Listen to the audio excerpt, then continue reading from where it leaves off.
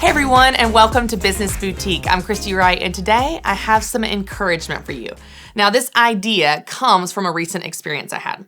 So many of you know that I'm a runner. I talk about this all the time, and currently I'm actually training for the country music half marathon that is happening at the time of this recording this weekend. Now, in this training plan, I've got to tell you guys, I've had some unknowns.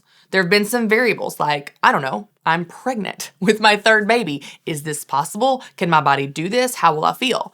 Well, I got to give you a little backstory. When I was pregnant with my second son, Conley, I ran this race. I ran the country music half marathon. I trained, I was healthy, I was smart, I took my time, took a lot of bathroom breaks at the race, and I finished in 2.5 hours when I was 5 months pregnant with Conley. So you got to know, going into this training and this race, I had something to base it on. I knew I'd done it before, I could probably do it again. Well, I put something out on Insta Story a few weeks ago when I was going out for my first big long run of 7 miles. Now, I got to tell you, leading up to this run, I had not been consistent. I had not been training, so I really didn't know how it was going to go. So I put something out on Insta Story saying, hey, I'm going to try and see. I'm going to listen to my body. I'm going to see how it feels and see how this goes. I'll let you guys know. Well, thankfully, I ran the 7 miles. It was hard because I was out of shape, but I wasn't in pain. There was nothing wrong with my body. I was listening to my body. I was smart.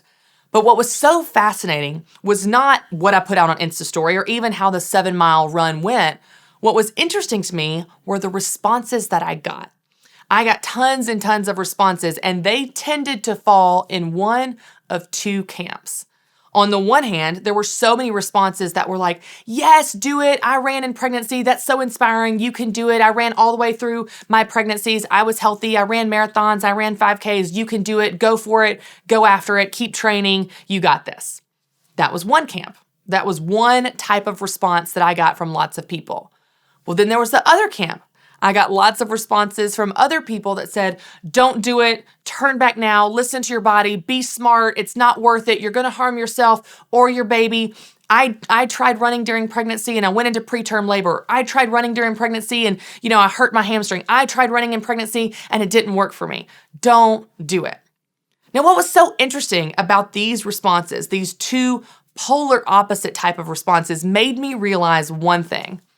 When you get feedback from people, good, bad, in between, all over the map, it's more about them than it is about you. Because the feedback you receive will come through the filter of their experience. So those moms that ran in pregnancy, they genuinely are telling me, I did it, you can do it. I had a great experience, you'll have a great experience. That was the expectation based on the experience they had. And then the moms that didn't have a good experience, that was the advice they gave me. Don't do it. It's not worth it. It's not healthy. I didn't have a good time. This turned out poorly for me. Listen to my advice. Avoid the mistake that I made. Don't do it. But what's amazing about this is both types of feedback were a reflection of where they were coming from, what they experienced, and what they knew. When you ask for feedback or you get feedback, whether it's from your customers or family members or well-meaning friends or strangers on Facebook, keep in mind, feedback is valuable. Advice is helpful. We can and should learn from other people's mistakes and advice and tips and tricks.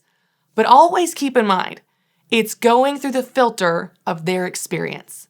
It's going through the filter of what they know and what they have learned along the way. Some of that can really help you. But some of it, you have to keep in mind, it might not reflect you. It might not reflect your journey. It might not be your experience. Just because someone else had this experience doesn't mean that you will. So ask for feedback, ask for advice, but always keep in mind the disclaimer that it's going through the filter of their experience. And I will tell you, as a side note, this is particularly helpful when people are mean to you. Because you know what? If someone is hateful to you on Facebook, if someone gives you some really mean feedback on Instagram, or someone is mean to you in an email or a comment on your blog or whatever, remember, again, it says more about them than it does about you. So I hope you get feedback. I hope you get advice and help. I asked for feedback on what type of SUV I should get. I love hearing from people and getting their advice, but always keep in mind, at the end of the day, you have to listen to you, your body, your business, your dreams, your goals. You want to take that advice and consider it. But at the end of the day, you have to do what's right for you. Thanks so much for watching, and don't forget to subscribe to my YouTube channel. And if you need help figuring out what your version of success is so that you can chase it, well, I would love to help you. The best way to do that is to join us at our Business Boutique event in Nashville this October 24th through the 26th. I'll be there speaking along with an amazing lineup of other rock star speakers, and you can find out more information about that and get your seats by clicking the link below.